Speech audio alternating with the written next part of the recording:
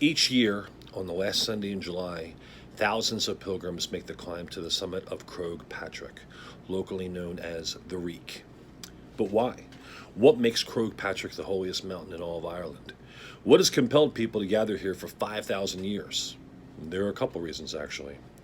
Firstly, an archaeological excavation in August 1994 discovered evidence of Christian activity, but also showed that Croagh Patrick was a place of tremendous importance in the pre-Christian era, as indicated by the discovery of a Celtic hill fort encircling the summit of the mountain.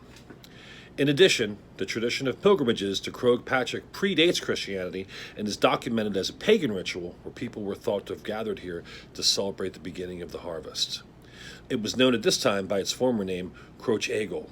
However, it is most well known for the pilgrimages to honor St. Patrick, the patron saint of Ireland.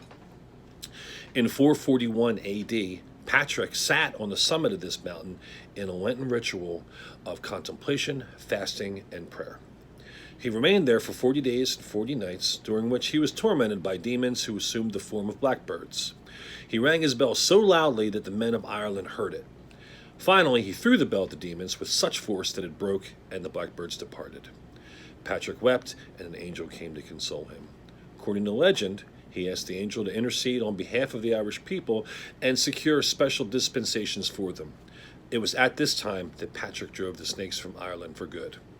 For the record, there were never any snakes in Ireland for Patrick to drive away in the first place. In fact, there were never any indigenous species of snakes in Ireland at all. Freezing temperatures during the Ice Age made Ireland too cold to be hospitable for cold-blooded reptiles like snakes. This legend is an allegory of the confrontation between the forces of the old and the new.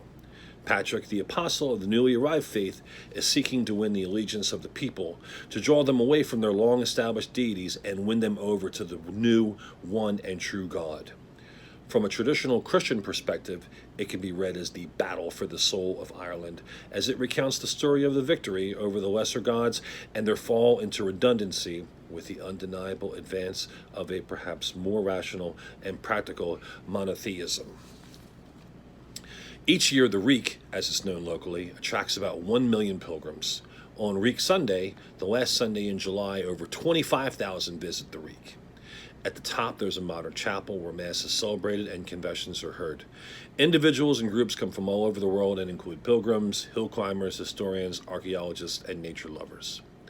As an act of penance, some will make the climb barefoot.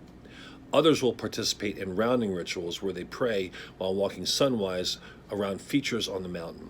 Still others would carry stones and place them at the cairn, or unofficial halfway point of the mountain, as an intention of prayer, and, some thought, as a way of bringing themselves good luck. This ritual is not uncommon and can be found on many pilgrimage paths, not just here. Croagh Patrick is one of the foremost sacred ritual places in all of Ireland. The Reek was clearly of great significance in not only ancient Ireland, but today as well. There is no doubt about its important place as a pilgrimage mountain, since the stories concerning the life of St. Patrick emerged long after his death. Yet despite the mysteries surrounding pre-Christian sites in Ireland, we are fortunate that for whatever reason many of these still remain today to tell of the mountain's special place in history and legend.